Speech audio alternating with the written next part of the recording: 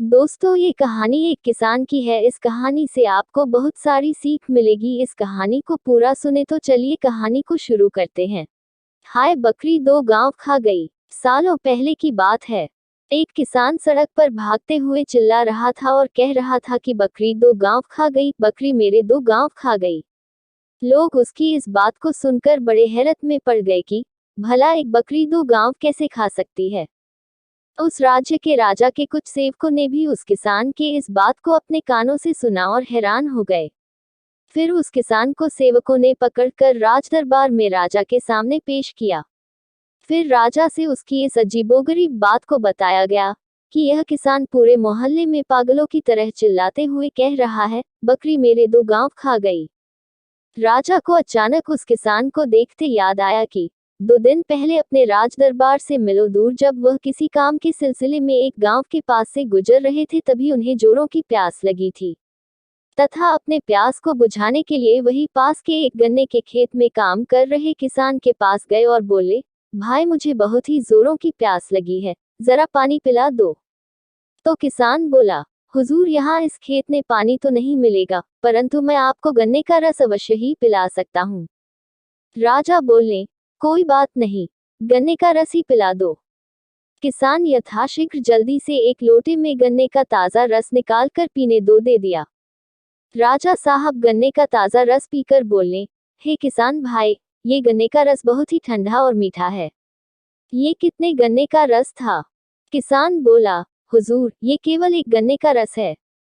राजा साहब बोले, क्या बात कर रहे हो? भला एक गन्ने से पूरे एक लोटा भर रस कैसे निकल सकता है? किसान बोला, भाई, ये हमारे राज्य के राजा की कृपा है।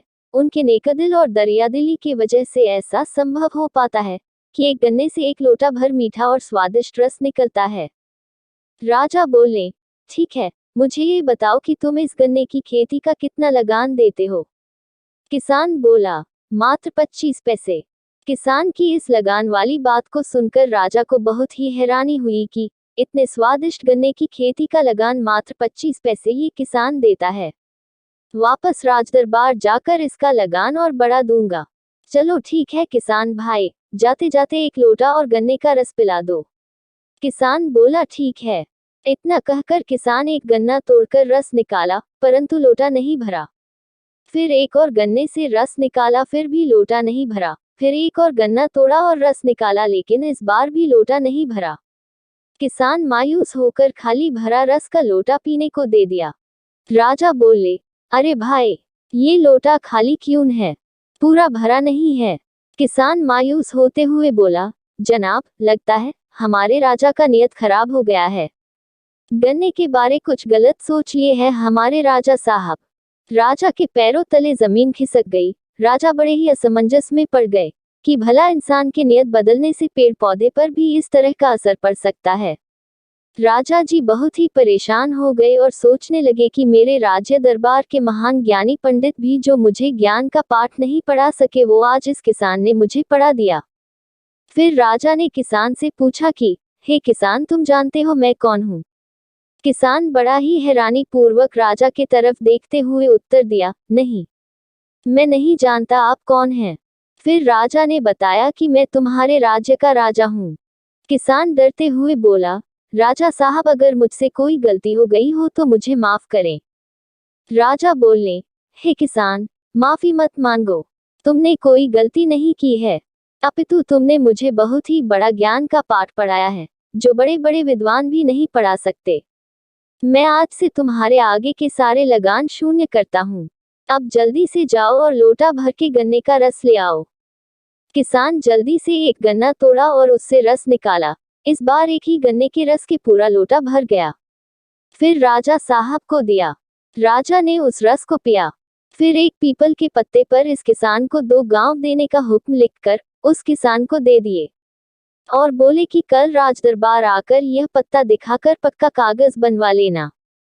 राजा अपने राजदरबार को चले गए और किसान उस पत्ते को अपने बगल में रखकर काम करने लगा। तभी उस किसान की बकरी घास चरते चरते उस पीपल के पत्ते के पास जा पहुंची और पत्ते को खाना शुरू कर दिया। जब तक किसान का ध्यान उस पत्ते पर जाता, तब तक बकरी उस पत्ते को पूरा खा गई।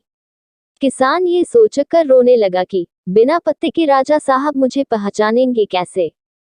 राजा के दरबार की तरफ दौड़ते हुए चिल्लाने लगा कि हाय, बकरी मेरे 2 गांव खा गई। राजा को किसान की बकरी के 2 गांव खा गई वाली बात पर हंसी आ गई। फिर राजा ने किसान को शांत कराते हुए पक्के कागज पर 2 गांव देने का हुक्म लिख कर दिया और कहा, किसान इस बार इस 2 गांव को बकरी से बचा कर रखना। राजा के इस बात पर राज दरबार के सभी लोग ठहाके लगाकर हंसने लगे और किसान भी हंसते हुए अपने घर को वापस लौट गया। तो दोस्तों, कैसी लगी आपको ये कहानी, नीचे कमेंट बॉक्स में जरूर बताएं। अगर यह वीडियो आपको अच्छा लगा हो तो ऐसे वीडियो के लिए चैनल को सब्सक्राइब और लाइक करें। धन्यवाद।